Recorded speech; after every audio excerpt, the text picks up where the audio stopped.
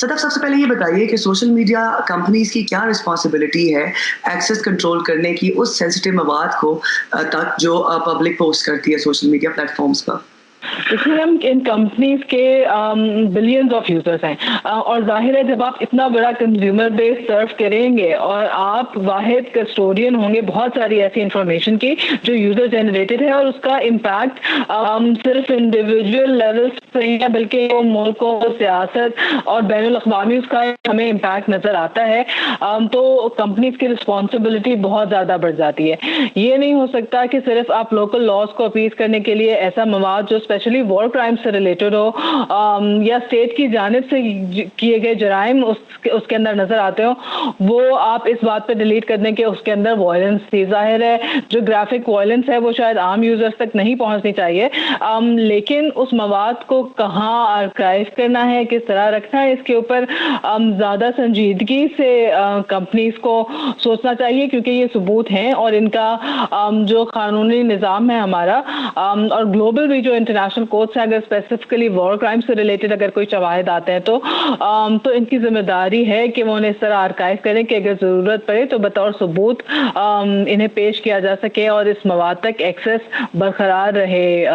کم از کم جو انسانی حقوق کے لیے کام کرنے والی تنظیمیں ہیں یا قانونی ادارے ہیں ان کا۔ صدف، یہ بتائیے کہ سوشل میڈیا کمپنیز کو ریگولیٹ کون کرے گا؟ کیونکہ ایک طرف تو ایسی گورنمنٹس ہیں جو کہ ویسے ہی ان پلیٹ فارمز کو کنٹرول کرنے کی کوشش کر رہی ہیں، اور دوسری طرف ایسے کچھ لیجسلیٹرز ہیں، لا میکرز ہیں جن کو انڈرسٹینڈنگ ہی نہیں ہے کہ یہ پلیٹ فارمز، یہ بزنسز کس طرح چلتے ہیں۔ اسپیسیفکلی فیس بک کے حوالے سے بارہا آپ میانمار میں ہیٹ اسپیچ والی جو رپورٹس ہیں وہ لے لیں، جہاں اقوام متحدہ کے جو اسپیشلسٹ ہیں انہوں نے خود کہا کہ فیس بک نے ہم سے انفارمیشن ود ہولڈ کی، یا کیمبرج انالیٹیکا لے لیں۔ سو ان ٹیکنالوجی کمپنیز کی اکاؤنٹیبلٹی بھی بہت ضروری ہے، لیکن جب آپ کو ریاستوں کے اندر جو عناصر ہیں جو ریگریسو ہیں اور جو غیرموری قسم کے میں انوالوڈ ہیں اس کو دیکھیں تو اس لیے یہ بڑا ایک مشکل اور پیچیدہ معاملہ نظر آتا ہے، اور جب تک اس کے اندر ملٹی اسٹیک ہولڈرزم کو ہم واقعی کسی طرح آپریشنلائز نہیں کریں گے، جب تک یہ جو ڈائیکاٹمی ہے اور یہ جو مسئلے ہیں مجھے لگتا ہے کہ برقرار رہیں گے۔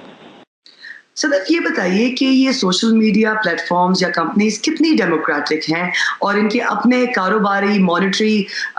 جو بینیفٹس ہیں وہ کتنا اثر انداز ہوتے ہیں ان کے طریقہ کاروبار میں؟ انفارچونیٹلی جو بھی بڑی کمپنیز ہیں ان کے اندر ہمیں بہت زیادہ کوئی ڈیموکریٹک رویے نظر نہیں آتے۔ اس کے بھی دو پہلو ہیں، ایک تو یہ کہ جو کمیونٹی گائیڈ لائنز وغیرہ وضع کی جاتی ہیں وہ آبویسلی یہ زیادہ تر جو گلوبل نارتھ ہے اس کے اندر بیسڈ کمپنیز ہیں، تو ان کے جو پرنسپلز ہیں اور ان کے جو طور طریقے ہیں وہ آفن جو دوسری جو ڈیولپنگ دنیا ہے اس کے ساتھ یا کم از کم اس کی جو لینگویج ہے وہ لوگوں کی سمجھ میں نہیں آتی۔ تو یہ جو ایک لنگوسٹک ہیجمنی آپ کہہ لیں اس کو، اس کی وجہ سے ان کا اطلاق مختلف، بھلے وہ کمیونٹی گائیڈ لائن سیم ہی ہوں، لیکن جیسے جیسے ملک چینج ہوتا جاتا ہے ان گائیڈ لائنس کا اطلاق، ان کی سمجھ بوجھ عوام کے اندر وہ بڑی تبدیل ہو جاتی ہے، اور جو ہم لوگ ہیں جو یوزرز ہیں ان کے پاس کوئی طریقہ نہیں کہ وہ ان ساری یہ جو پیچیدگیاں ہیں اس کے بارے میں ڈائریکٹلی بات کر سکیں، کوئی نیگوشیشن کر سکیں۔ نتیجہ تو نہیں ہوتا ہے کہ جو مارکیٹس بڑی ہیں، پاکستان اور انڈیا کے معاملے میں لے لیں، انڈیا بہت بڑی مارکیٹ ہے ایشیا کی، تو یہ جو مارکیٹ سائز ہے اور جو بزنس انٹرسٹ ہے وہ ہمیشہ ٹرمپ کرتے ہیں، کیونکہ یہ پرائیویٹ بزنس ہے تو انسانی حقوق اور بزنس کے اندر ہمیشہ جو جیت ہے وہ بزنس کی ہی ہوتی ہے۔